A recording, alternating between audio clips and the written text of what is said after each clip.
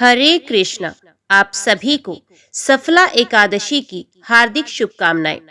मान्यताओं के अनुसार सफला एकादशी अपने नाम की तरह ही हर काम को सफल बनाने वाली एकादशी मानी जाती है। इस एकादशी व्रत के महत्व के बारे में महाराज युधिष्ठिर ने भगवान श्री कृष्ण से पूछा था।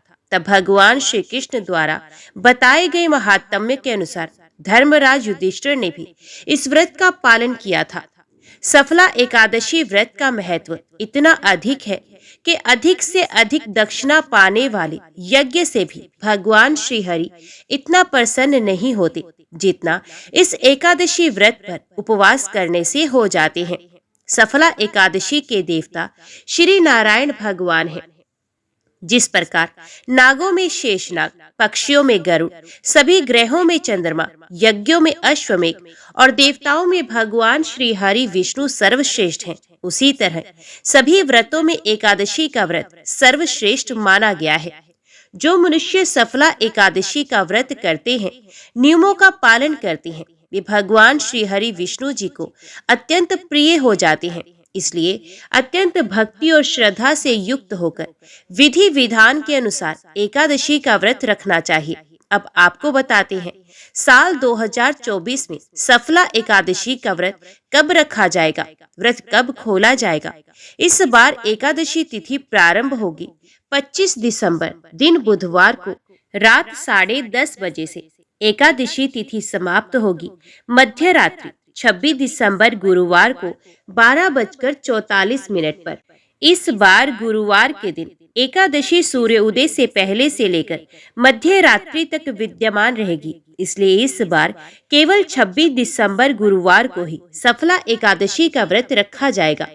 सभी गृहस्थ जन और वैष्णव जन एकमात्र इसी दिन व्रत रखेंगे। द्वादशी तिथि प्रारंभ होगी 26 दिसंबर गुरुवार मध्य रात्रि 12:45 से और द्वादशी तिथि की समाप्ति होगी 28 दिसंबर दिन शनिवार 2:26 मध्य रात्रि में।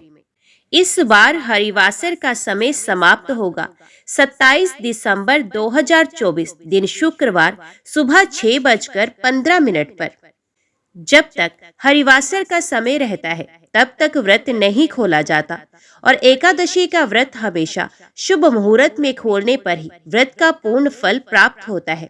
इस बार सफला एकादशी व्रत के पारण का समय रहेगा 27 दिसंबर शुक्रवार को सुबह 7:10 से लेकर 9:50 तक।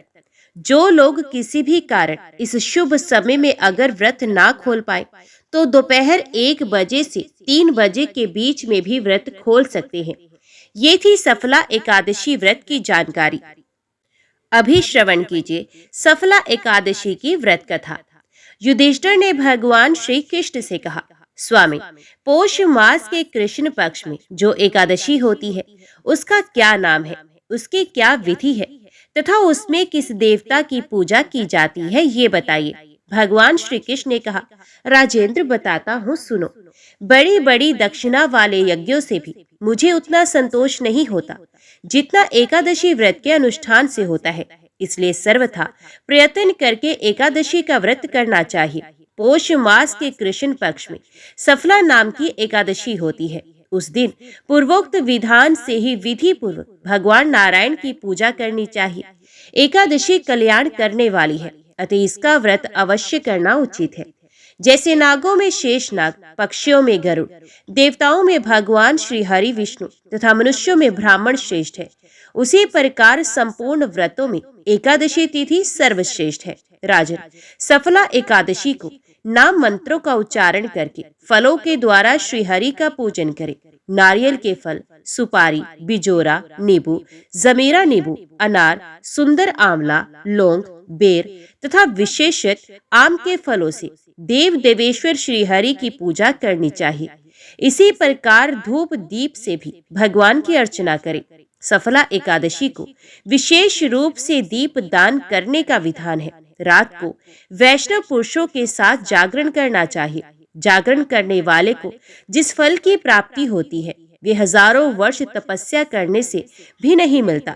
राजन, अब सफला एकादशी की शुभकारिणी कथा को सुनो।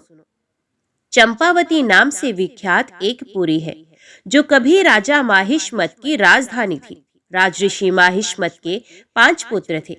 उनमें जो ज्येष्ठ था वे सदा पापकर्म में ही लगा रहता था, पर स्त्रीगामी और वैश्यासक्त था। उसने पिता के धन को पाप कर्म में ही खर्च किया था। वे सदा दुराचार परायण तथा ब्राह्मणों का निंदक था। वैष्णवों और देवताओं की भी हमेशा निंदा किया करता था। अपने पुत्र को ऐसा पापाचारी देखकर राजा महेशमत ने राजकुमारों में उसका नाम लुम्भक रख दिया। फिर पिता और भाइयों ने मिलकर उसे राज्य से बाहर निकाल दिया। लुम्भक उस नगर से निकलकर गहन वन में चला गया। वहीं रहकर उस पापी ने प्राय समूचे नगर का धन लूट लिया। एक दिन जब वे चोरी करने के लिए नगर में आया तो रात में पहरा देने वाले सिपाहियों ने उसे पकड़ लिया, किंतु जब उसने अपने को राजा माहिष्मत का पुत्र बताया तो सिपाहियों ने उसे छोड़ दिया। फिर वह पापी वन में लौट आया और प्रतिदिन मांस तथा वृक्षों के फल खाकर जीवन निर्वाह करने लगा। उस दुष्ट का विश्राम स्थान पीपल वृक्ष के निकट था। वहां बहुत वर्षों का पुराना पीपल का वृक्ष था। उस वन में वह वृक्ष एक महान देवता माना जाता था। पाप बुद्धि लुम्भक वहीं निवास करता था। बहुत दिनों के पश्चात एक दिन किसी संचित पुण्य के प्रभाव से उसके द्वारा एकादशी के व्रत का पालन हो गया। पोष मास में कृष्ण पक्ष की दशमी के दिन पापिष्ट लुम्भक ने वृक्षों के फल खाए और वस्त्रहीन होने के कारण रात भर जाड़े का कष्ट भी भोगा। उस समय ना तो उसे नींद आई और ना ही आराम मिला। वे निष्प्राण सा हो रहा था। सूर्य उदय होने पर भी उस पापी को होश नहीं हुआ। सफला एकादशी के दिन भी लुम्भक बेहोश ही पड़ा रहा। दोपहर होने पर उसे चेतना प्राप्त हुई। फिर इधर उधर दृष्टि डालकर वे आसन से उठा और लंगड़े की भांति पैरों से बार बार लड़खड़ाता हुआ वन के भीतर गया। वे भूख से दुर्बल और पीड़ित हो रहा था। राजन, उस समय लुम्भक बहुत से फल लेकर ज्यों ही विश्राम स्थान पर लौटा त्यों ही सूर्यदेव अस्त हो गए। तब उसने वृक्ष की जड़ में बहुत से फल निवेदन करते हुए कहा, इन फलों से लक्ष्मीपति भगवान श्री विष्णु संतुष्ट हों। यो कहकर लुम्भक ने रात भर नींद नहीं ली। इस प्रकार अनायास ही उसने इस व्रत का पालन कर लिया। उस समय सहसा आकाशवाणी हुई, राजकुमार, तुम सफला एकादशी के प्रसाद से राज्य और पुत्र प्राप्त करोगे। बहुत अच्छा कहकर उसने वे वरदान स्वीकार किया। इसके बाद उसका रूप दिव्य हो गया। तब से उसकी उत्तम बुद्धि भगवान विष्णु के भजन में लगे।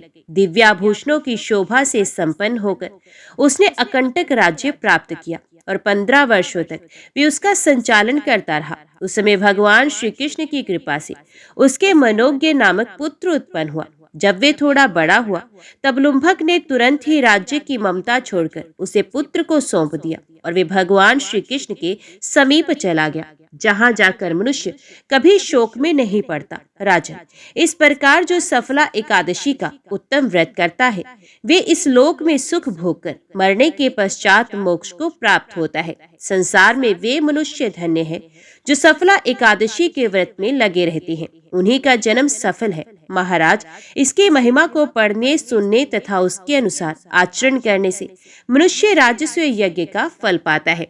ओम नमो भगवते वासुदेवाय नमः। तो ये थी आज की वीडियो की जानकारी। उम्मीद करती हूँ वीडियो आपको पसंद आई होगी। वीडियो पसंद आई हो तो वीडियो को लाइक और चैनल को सब्सक्राइब जरूर कीजिएगा। इस वीडियो को ज्यादा से ज्यादा लोगों को शेयर कीजिएगा। तो मिलते हैं अगली कथा अगली वीडियो के साथ।